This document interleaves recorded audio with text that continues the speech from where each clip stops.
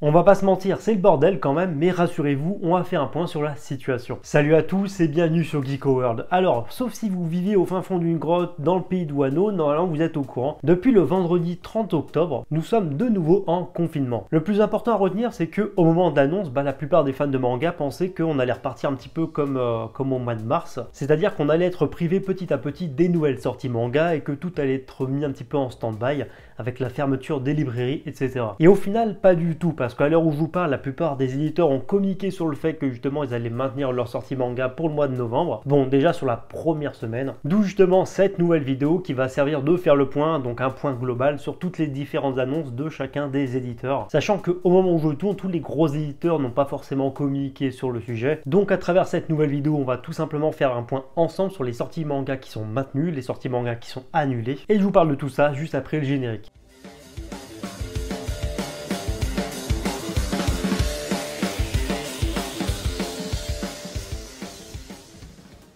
Avant d'aller plus loin, comme d'habitude, je ne peux que vous inviter à me rejoindre sur les réseaux sociaux. Tous les liens sont à l'écran et en description, vous verrez, c'est simple de trouver. Et j'en profite d'ailleurs pour rappeler que sur mon compte Twitter, en partenariat avec Man, on vous propose de gagner 2 box du manga Kingdom. Donc si vous voulez participer, tous les liens sont en description. Bref, et sur ce, passons à l'info. Alors comme je l'évoquais justement en introduction de vidéo et juste avant le générique, la plupart des éditeurs français sur le marché du manga ont décidé de maintenir leur sortie pour l'instant sur la première semaine de novembre. Donc à savoir celle-ci. Pour le reste des éditeurs, c'est un petit peu comme tout le monde, la situation reste encore floue, donc on ne sait pas du tout si pour la suite ça arrivera, si les éditeurs pourront sortir le manga, etc. Mais pour l'instant, on a du concret, on a des annonces de la part de certains éditeurs et je vous les dévoile. Alors premièrement, l'éditeur Glénat, c'est le premier éditeur à avoir communiqué sur le sujet. Et chez Glénat, on sait déjà que les sorties du 4 novembre sont maintenues. En revanche, par contre, l'éditeur Glénat a d'ores et déjà annoncé que le reste était reporté, mais depuis on n'a pas plus d'infos. L'éditeur Dokidoki, quant à lui, reste plus flou et annonce juste pour l'instant un maintien des sorties au 4 novembre. Chez Pika Édition, c'est un petit peu la même chose que chez les autres éditeurs,